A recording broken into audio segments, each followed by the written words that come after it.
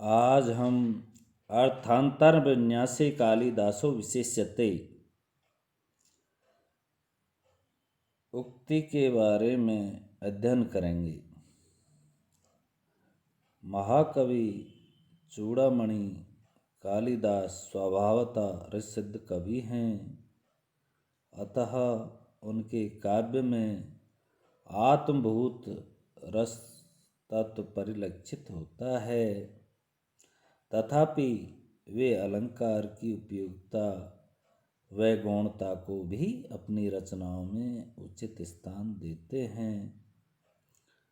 अपनी कविता कामनी की सौंदर्य वृद्धि तथा भावाभिव्यंजना के लिए वे अलंकारों का प्रयोग अवश्य करते हैं, परंतु वे उससे कविता कामनी को अलंकारों के अनावश्यक भार से आक्रांत नहीं करते हैं।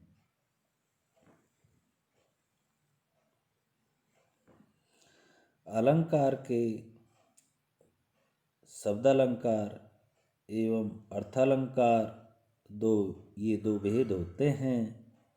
रससिद्ध कवि होने के कारण कालिदास ने शब्दालंकारों की अपेक्षा अर्थालंकारों का अधिक प्रयोग किया है। अर्थालंकारों में भी उन्होंने अपनाया तो सभी को है, पर उपमा, उत्प्रेक्षा, दृष्टांत, अर्थांतरन्यास, अप्रस्तुत प्रशंसा, अतिशयोक्ति आदि पर उनकी दृष्टि विशेष रूप से केंद्रित होती है। इनका प्रयोग उन्होंने भाव सौंदर्य की वृद्धि एवं रस परिपाक के निर्मित किया है। कालिदास उपमा के क्षेत्र में अनुपम है। भारतीय आलोचकों ने उन्हें उपमा के क्षेत्र में सर्वश्रेष्ठ कवि माना है। जैसा कि प्रसिद्ध है अर्थात कहा गया है, उपमा कालिदासस्य। यद्यपि यह कथन सर्वथा उचित है, तथापि उपमा का प्रयोग ही कालिदास की सर्वश्रेष्ठता का सूचक नहीं हो सकता। वस्तुतः वे अलंकारवादी कवि नहीं हैं, अपितु रस सिद्ध कवि हैं।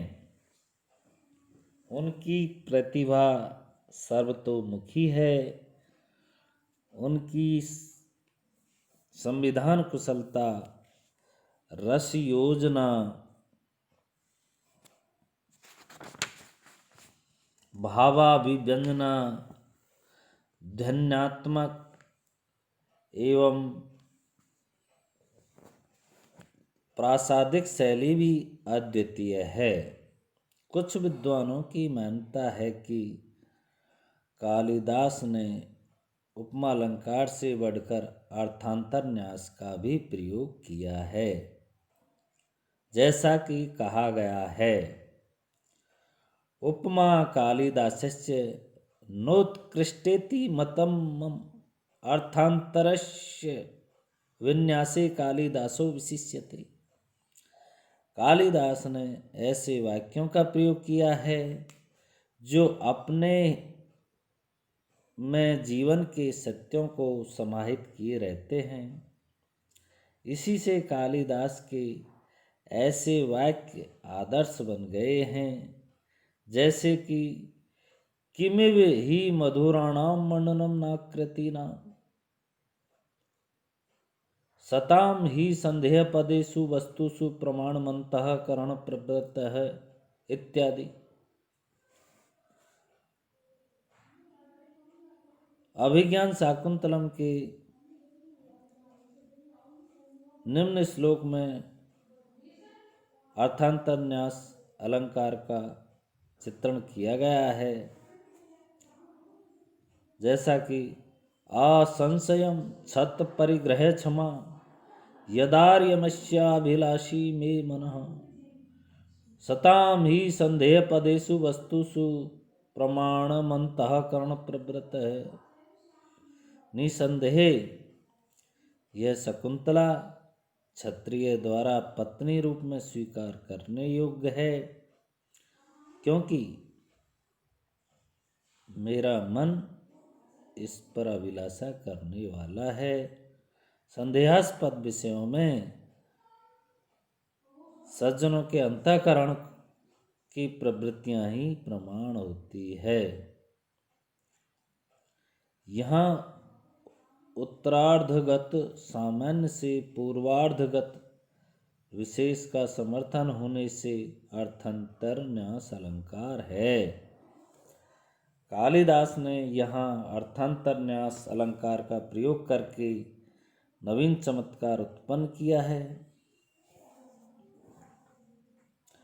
अंतर हिते शशिनी सेवि कुमुद्वती में दृष्टि ने नंदयति संस्मरणीय शोभा इष्ट प्रवास जनितान्य बला जनस्य दुखानी नूनमति मात्र सुहृद सहानी।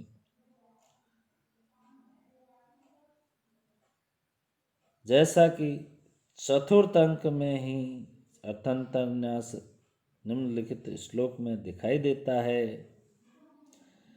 श्रुस्व गुरुन कुरु प्रिय सखी वृत्तिम से पत्नी जने पत्युर प्रकृतापि रोषणतया मां संप्रतीपम गमः भूयिष्ठम भव दक्षिणा परिजने भाग्य वेसुनुसेकनी यावन्तेव गृहिणी पदम युवतयो वामः कुलश्चादय। गुरुजनों की सेवा करना, सपत्नी जनों से प्रिय सखी जैसा व्यवहार करना, तिरस्कृत होने पर भी क्रोध के कारण पति के प्रतिकूल कार्य न करना, अपने आश्रित जनों पर अत्यधिक उदार रहना, अपने सौभाग्य के विषय में निरभिमानी रहना, कोई अभिमान नहीं करना, इस प्रकार आचरण करने वाली स्त्रियां सुगृहिणी पद को प्राप्त होती है। इसके विपरीत आचरण करने वाली दोनों ही कुलों के लिए मानसिक संताप का कारण होती है। प्रस्तुत पद्य में चतुर्थ चरणगत सामान्यार्थ से पूर्व पादत्रयगत विशेषार्थ का समर्थन होने से अर्थांतर न्यास अलंकार है। कालिदास के अर्थांतर न्यास में उनके व्यावहारिक अनुभवों का सार सर्वस्व अत्यंत अद्वितीय है। उन्होंने अपने काव्य में उपमा के अतिरिक्त अन्य अलंकारों का भी सुंदर प्रयोग किया है। अर्थांतर न्यास का जिस कुशलता के साथ प्रयोग किया है उसका साम्य अन्यत्र अर्थात दूसरी जगह दुर्लभ है।